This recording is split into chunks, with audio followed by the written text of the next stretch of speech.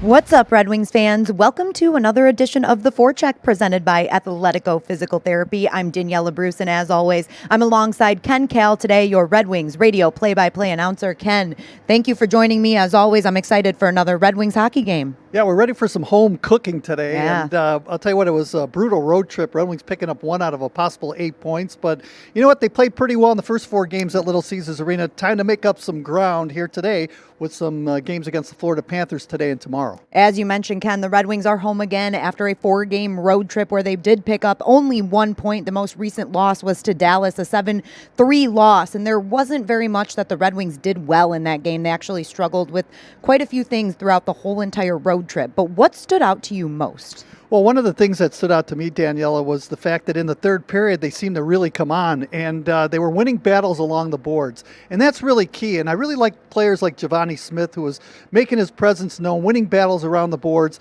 and really actually had Dallas on their heels for a good part of that third period. So the question I have is like, well, why couldn't they do that early on in the hockey game, you know? So that was a good sign that they continued to battle. If you looked at the score the next day, you'd say, wow, what happened to the Red Wings? But actually the game was a lot closer than what the score indicated. Definitely, and they pull within 1 in the third period, Ken. Like you said, it really felt like they were fighting, but then giving Dallas a power play, which we know they were lethal on. Well, it was really tough. I believe it was Glenn Denning who picked up a penalty that was kind of cheap on a faceoff, and then Joe Pavelski earlier in the game, tripped up a Red Wings center iceman, didn't get a penalty in the box. But, that's just what happens throughout the course of a hockey game. But, you got to stay out of the penalty box. And certainly Dallas had a really good power play going into that series. And we saw a big power play goal from them.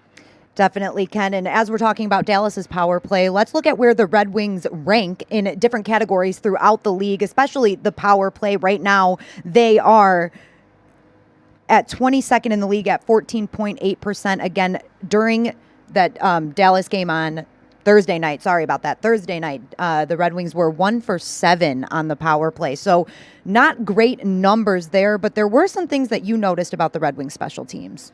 Well, I think what's key on a power play, Daniela, is that retrievals are really important. It really is. And when you shoot the puck, first of all, you got to gain possession in the zone. But when you shoot the puck, it's important that you retrieve the puck and get it before the other team, and therefore you can set up again inside your own zone.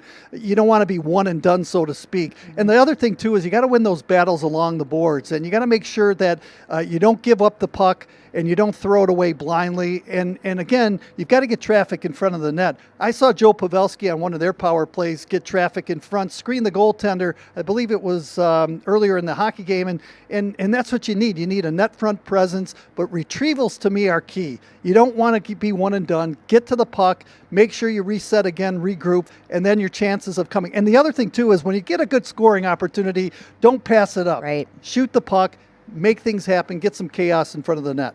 One positive thing that we can say about the Red Wings power play is that Tyler Bertuzzi has been pretty successful on the power play through that road trip. He posted 3 power play goals, Ken. Bertuzzi really has been the most consistent player for the Red Wings this season. I think he's been great not only on the power play, but the penalty kill as well. He has a lot of penalty kill minutes. Yeah, he's been certainly lights out for the Red Wings. And again, he's on that 1-year deal. He wants to line his pockets with some cold hard cash, I think, at the end of the year. Why not? He's playing really good. And he's one of the best at the hand-eye coordination in front of the net. And we always talk about getting into the dirty areas. Well, if you look at the dirty areas in front of the net, you'll always see number 59 there, because he's always there looking for rebounds, looking for dirty goals.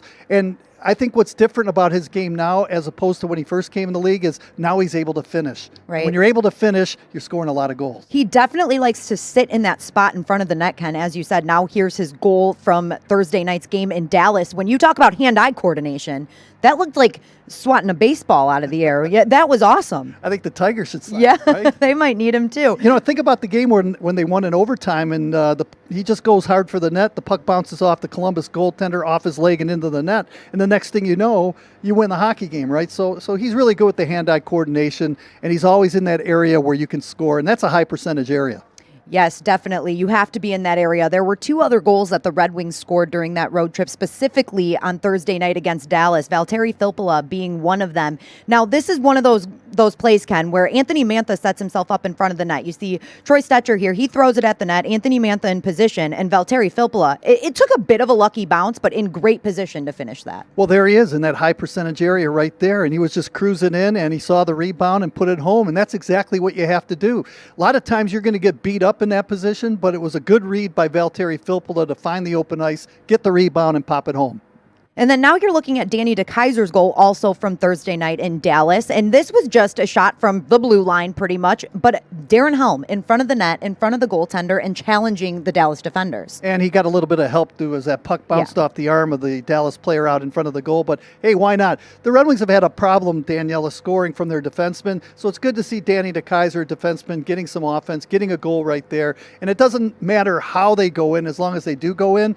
But I'm telling you, if you get people in front of the net, as we saw with Filppula's goal and Bertuzzi's goal, those bounces sooner or later are going to go your way. That they are. And Ken, we're looking for the Red Wings to refocus tonight at Little Caesars Arena. And earlier today, Jeff Blashill addressed the media at morning skate. Here is what he had to say about the matchup with the Florida Panthers tonight.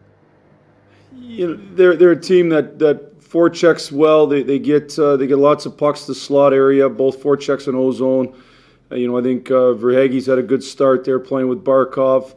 They've been in some close games, found ways to get points or win them. I think that's what the league is. Every night you have opportunities, even if the score doesn't end up close, to make a play to either win or lose, and they found a way to be on the right side. So we'll see. I'm honestly, John, more concerned about our game and making sure that we're playing, taking care of some things from our perspective.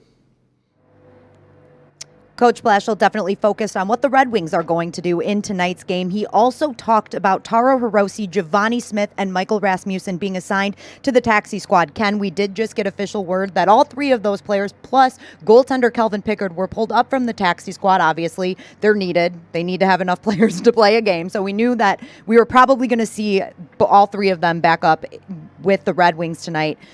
Kelvin Pickard, though, that's an interesting move. We know that Jeff Blashill said that Jonathan Bernier was questionable. So do you expect Pickard to be the backup goalie tonight? Well, that's a good possibility. And first of all, you got to check into the Forecheck, because this is where you get your breaking news right here, right? So we got the late breaking news here.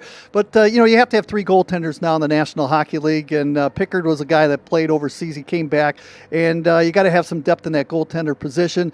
Bernier, Mantha ran into him in the last game. He only played 2 periods, so I don't know what the status is of Jonathan Bernier, but it's good to have a capable backup in Pickard. I would imagine we'd see Grice tonight. Let's take a look at the rest of the projected lines for tonight, Ken. Again, we are basing these on what we saw in Thursday's game against Dallas. The only difference will be that Jonathan Bernier will probably not be the backup goaltender tonight. We're expecting Kelvin Pickard to be in that spot, but again, that top line being Brome, Larkin, and Bertuzzi. I'd really like to see Matthias Brome get going in this one. He has been, I guess, lackluster might be the term. He looks like he's really trying out there, but he's only got 4 shots on net.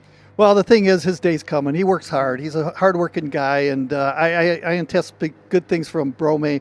And the other guy, too, that we were talking about is Anthony Mantha, too. And, he did pick up a point in that last game, that 7-3 loss. But, he's one of those guys that really needs to get going, I think. And there's a lot of pressure on Anthony always. I mean, because he's such a great player. And I think he could be one of the top 10 power forwards in the National Hockey League.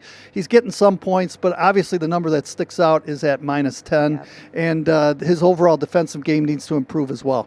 You also see Vladislav Nemetsnikov as the second-line center. Again, that is based on what we saw on Thursday night. And he did net his first goal as a Red Wing over that road trip. So maybe he's starting to find his way too, Ken. Yeah, absolutely. And, he can make plays. And I think he feels more comfortable at that center ice position. He started a couple of games on the wing this year, but moved over. Had an opportunity to practice with the Detroit Red Wings, Nemetsnikov. So I look forward for good things from him. And the Red Wings got to get going, too, with Nemetsnikov. His minus number isn't too good. And once the team starts scoring a little more and they're winning more hockey games, those numbers will go north. Switching gears here to take a look at our opposition for tonight. The Florida Panthers are in town for a back-to-back. We've got them tonight and tomorrow.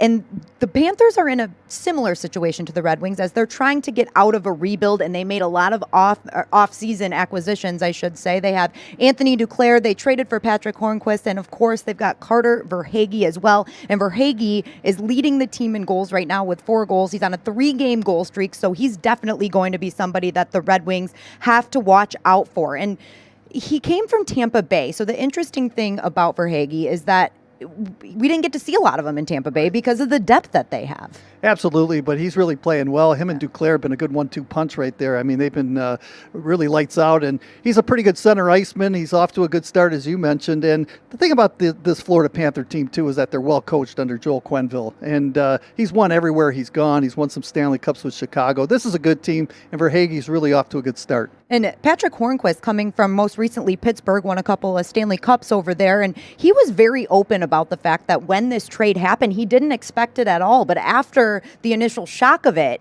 he was ready to go to Florida. He was ready to help this team win. And boy, has he been doing that so far this season. He's a load out there on the ice. I'm telling you, he's hard to handle. He's always had some great numbers playing, especially in Pittsburgh, as you mentioned, winning those Stanley Cups.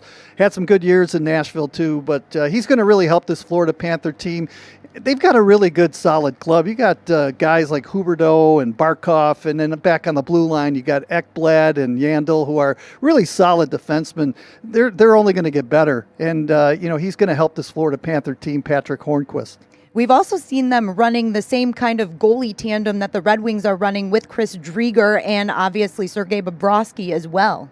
Well, Bobrovsky, I'll tell you what, he hasn't really been lights out. His save percentage is at .879, and when you think about it, they haven't lost in regulation yet. Their record is 3-0-1, but they've had to come from behind in their last 3 hockey games to earn points. 2 of them were wins, 1 was a loss, but they're winning, but on the other hand, I think they could be ripe for the picking for Detroit tonight if the Red Wings can check well and stay with them. Yeah, and Chris Driedger, he's 26 years old, and he played well last season. And according to Randy Moeller, who I talked to for the Morning Skate Show, he had a great training camp, so he definitely deserves to see that ice time. Yeah, absolutely. And you know what? We'll just have to wait and see what happens in this game and the game tomorrow. It's a short turnaround for both of these 2 clubs. I would imagine we'll see different goaltenders. I don't know. Grice might play both games. We don't know. We have to wait and see. But quick turnaround these next 2 games. The Red Wings are looking to change the narrative of the season. They're looking to change the narrative of that road trip tonight, Ken. And how do they do that?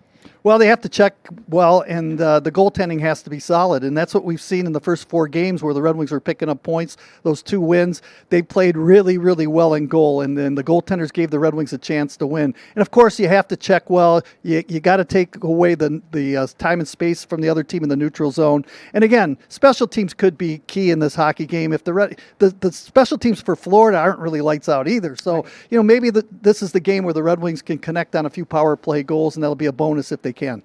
Well, those of you that are tuning into the game tonight, make sure you tune into Fox Sports Detroit starting at 6:30 for tonight's 7 p.m. puck drop, or you can listen to Ken, Kal, and Paul Woods on 97.1 The Ticket. Thank you so much for tuning in to the Forecheck presented by Athletico Physical Therapy. We'll see you guys tomorrow at 1:30.